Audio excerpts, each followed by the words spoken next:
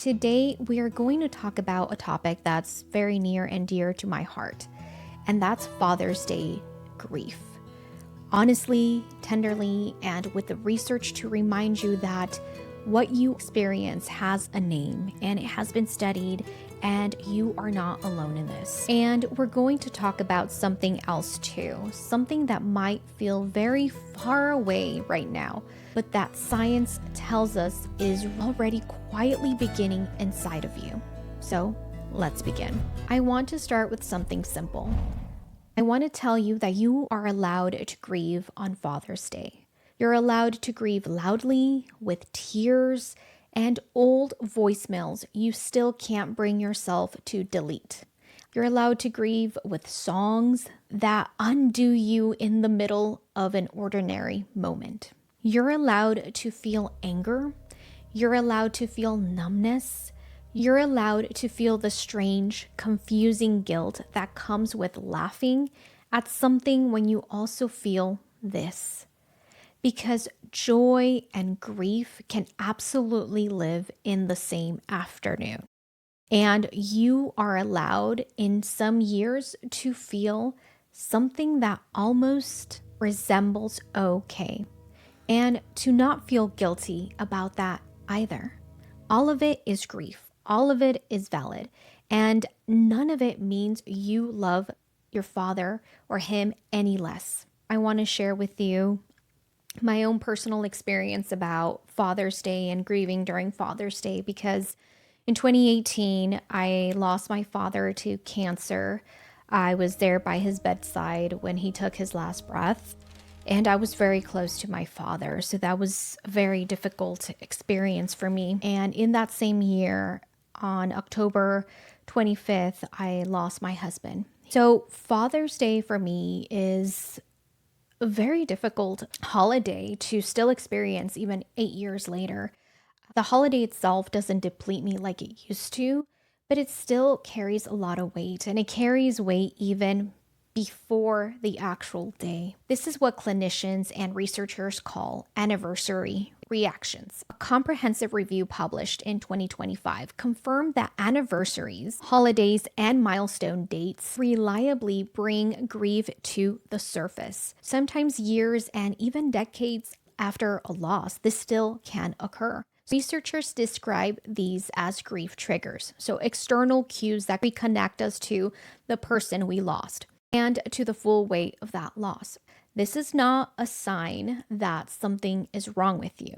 It is not a sign that you haven't learned to integrate your loss into life, or that you're going backward somehow, or that you should be further along by now in your own journey.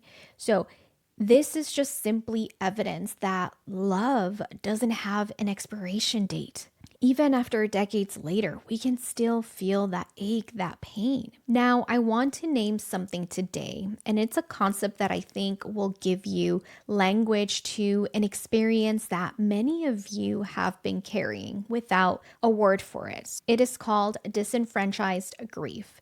And it is a term that was first used by a grief researcher named Dr. Kenneth Dock. And it refers to grief that is not openly acknowledged, publicly mourned, or socially supported. So maybe you lost a stepfather, a man who raised you, who was your dad in every way that counts. But the legal paperwork doesn't reflect that. Maybe you lost the father of your children, and your grief gets quietly overshadowed by your role of caring for your children and for carrying their grief. Maybe the relationship was complicated between you and your loved one, and maybe you are grieving not just the man, but the relationship you always hoped you would one day have with him. And now that hope is gone too. So that is real grief, a very profound type of grief, and it belongs here just as much as any other. I want to shift gears and talk a little bit about post-traumatic growth, because if you are new to growth after loss, let me introduce this idea. Dr. Tedeschi and Dr. Calhoun identified 5 distinct areas where this growth tends to appear. The first is a deeper appreciation of life. When we are in the rawness of grief, it's sometimes very difficult to even think a possibility of having any appreciation for life.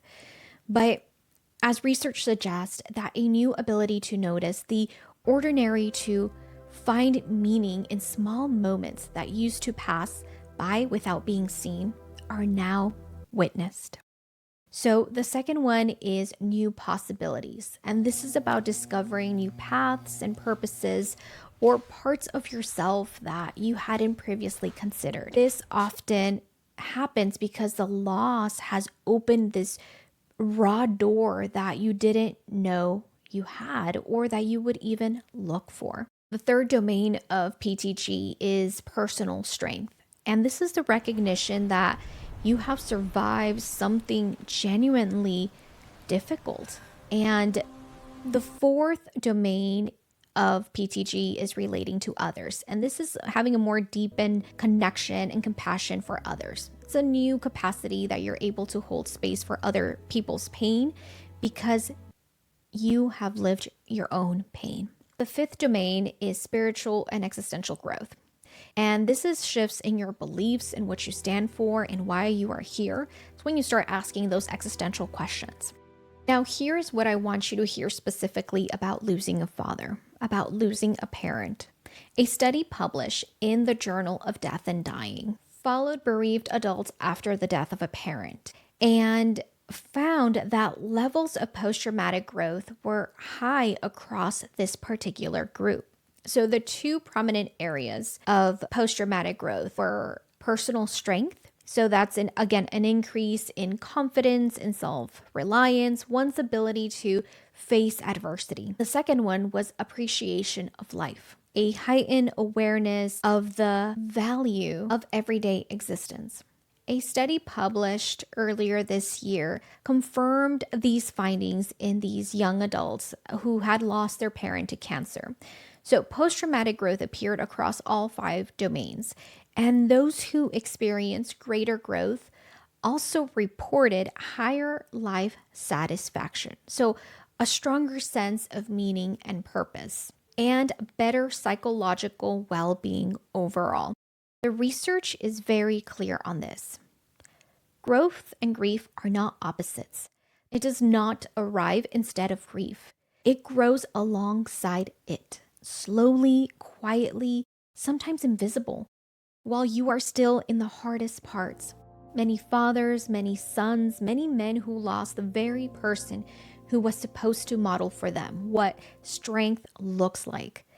They grieve through doing.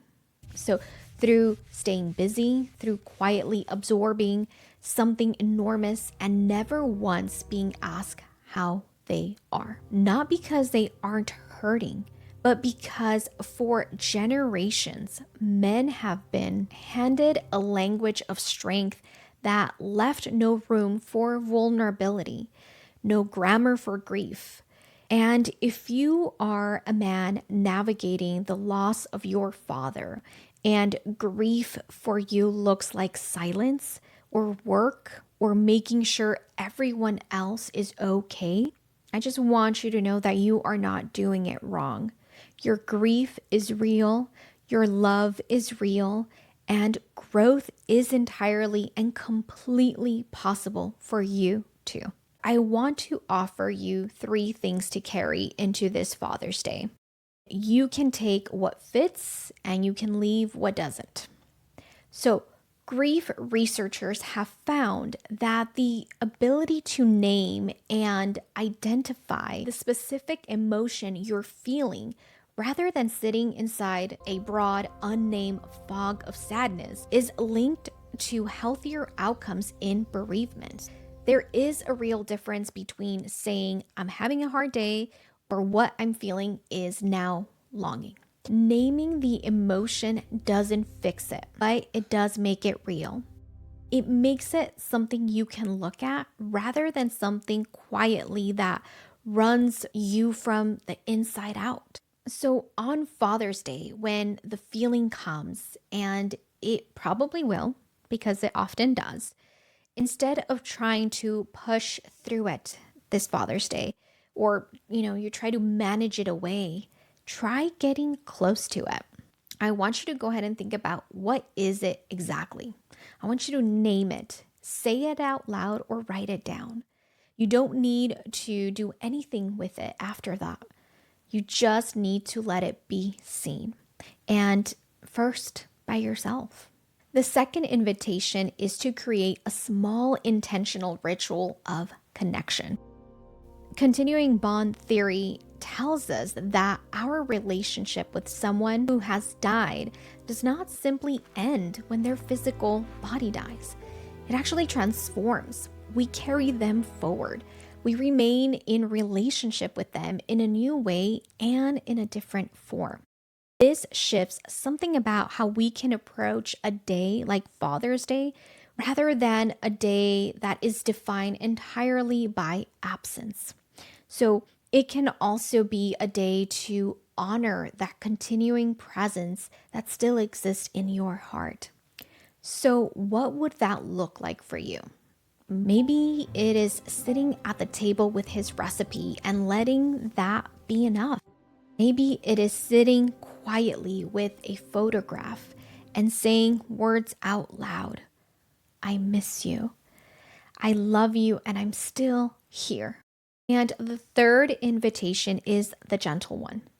And it is this: just simply notice, acknowledge the day, acknowledge your loved one. I want to remind you that post-traumatic growth is not something you can force. You cannot perform it, you cannot rush it, or even manufacture it by thinking the right thoughts. And you're absolutely not supposed to try. The timeline of growth belongs to you alone and no one else. But on a day that is already saturated with meaning and memory, it can be a quietly powerful act to ask yourself gently, without any pressure for an answer. Just a few simple questions. What has this loss revealed about me that I did not know was there? What do I value differently now? About time, about people, about what actually matters to you now? Where have I surprised myself? You don't need the answers today. You just need to ask, because those small, quiet questions planted in the soil of grief are how growth eventually finds its way through. And you are already planning them just by being here, by listening to this podcast episode.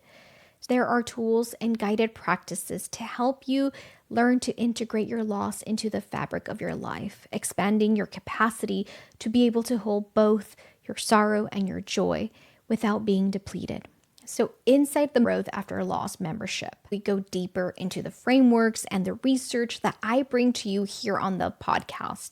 But we do it with more space, more structure, and more support around you. I built this membership because I needed it many years ago and I couldn't find it anywhere. So I created it.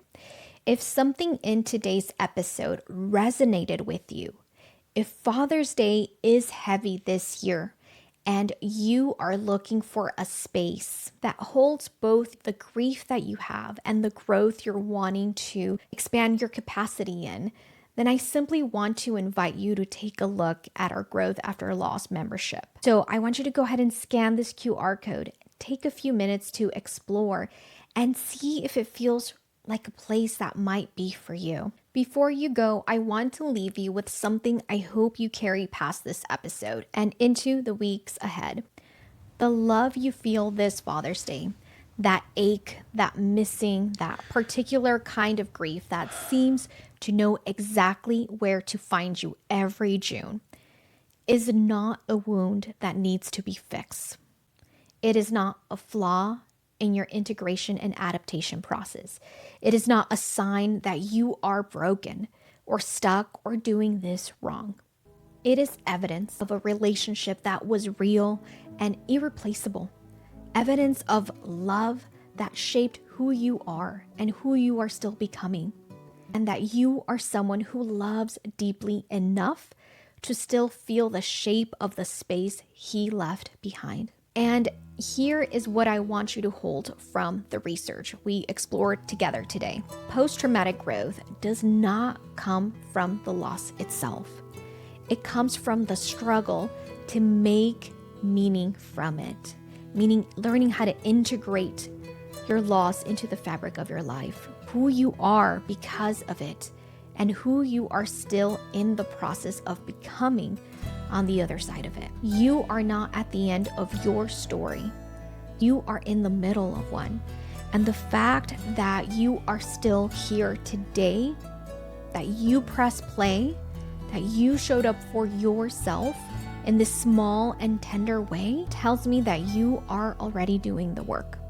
Even when it doesn't feel that way, even on a hard Sunday in June. So I want to remind you that your loss matters, your father, your spouse, that special man in your life who's no longer physically here matters. Your pain for them matters. Your love for them matters. And so does your well-being. Let Father's Day be exactly what it needs to be for you. And know that somewhere in this community, someone else is listening to the same episode, carrying something similar, and you are not alone in any of it. Thank you for spending part of your day with me here on episode 11 of the Growth After Loss podcast. If this episode helped you today, please share it with someone who might need it this week. Send it to a friend who's already dreading Father's Day. And also, please take care of yourself.